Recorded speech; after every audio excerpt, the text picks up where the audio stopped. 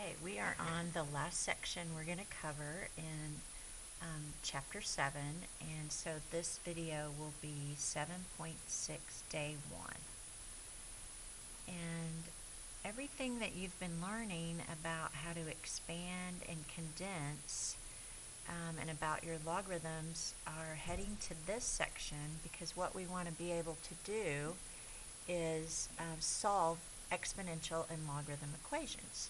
So for today, for day 1, our learning target is we're going to solve exponential equations.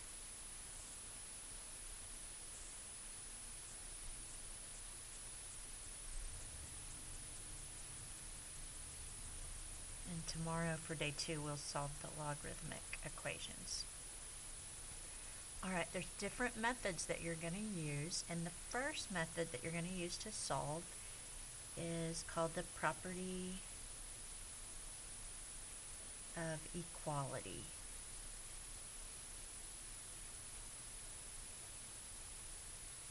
Let's see, that's an L for exponential equations.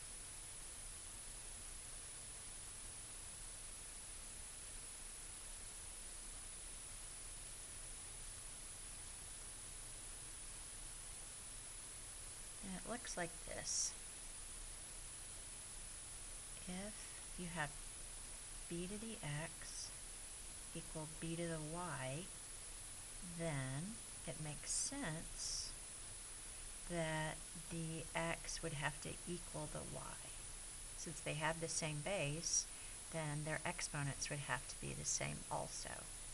So, for example, if you had 5 to the x equals 5 to the 4th power, and you were supposed to solve this for x, well then x would have to equal 4. Because since they have the same base, these exponents would have to be the same. So you're going to try to look for this situation, and you can use this property. So let's look at this problem, and we're trying to solve for x.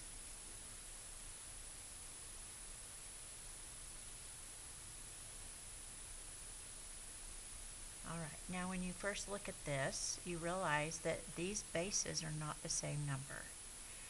In order to use this property, the two bases have to be the same number. And so this is the tricky part, is trying to figure out what number could I use to create a 64 and a 16. And you might have already thought of the number.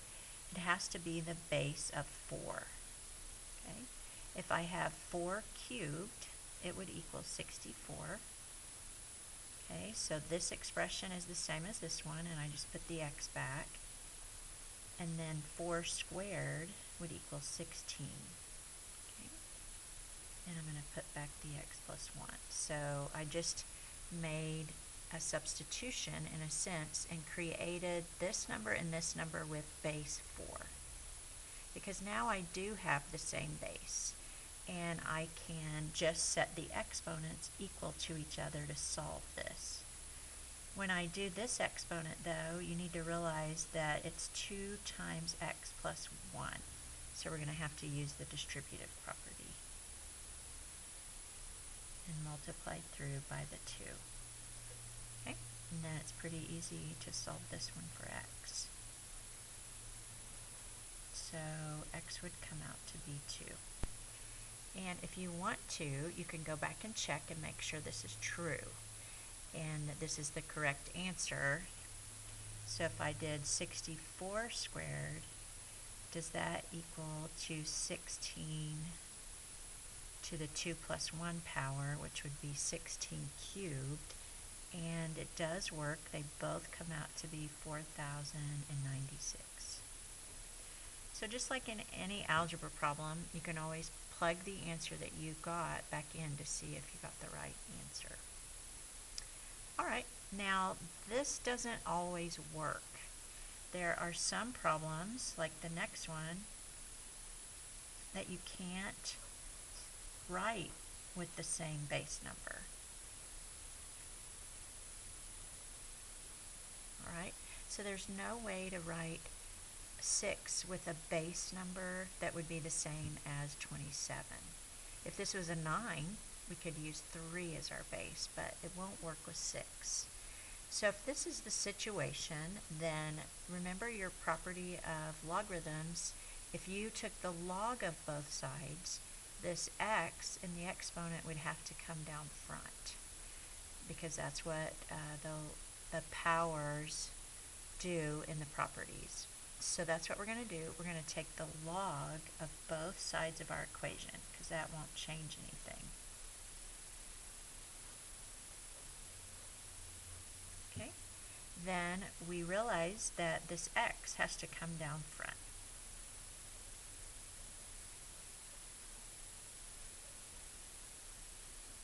Alright, now I can easily solve for x by just dividing both sides by the log of 6. These are just numbers. The log of 6 you can enter in your calculator. The log of 27 you can enter in your calculator. So you're going to enter in your calculator the log of 27 divided by the log of 6, and you're going to get a decimal answer that will round to 1.84.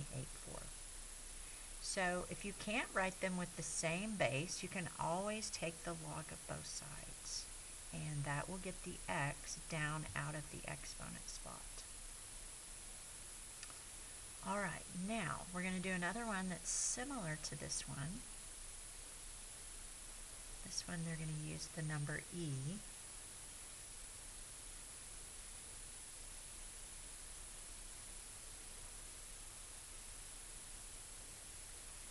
Alright, now before you try to bring the x down front like we did on this example, you have to isolate this term. So you do your opposites in algebra to isolate that term that has the x in the exponent.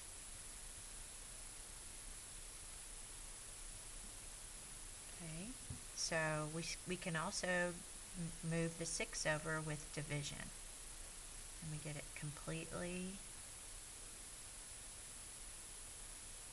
isolated. Okay, now we're kind of back where we were when we started this one. To get the exponent to come down front, I need to take the log of both sides. Now because this is an e as our base, I'm going to use the natural log. I'm going to take the natural log of both sides. You might remember that the natural log has base e. So we don't write a little e right here, but there would be one. And whenever you take the natural log of e, and you can show this on your calculator, you just get back this exponent. It is the opposite and undoes it. So I just get back the exponent. And then I'm just going to divide both sides by 0.25. Again, you're just going to enter this in your calculator, ln of 2 divided by 0.25, and approximate it with a decimal number, 2.77. Okay, so 3 different techniques, trying to get the base number the same. And these two are basically the same technique, taking the log of both sides, and that will bring your exponents down front. And on this third example, we had to isolate first before we did that. Okay, that's the end of day 1.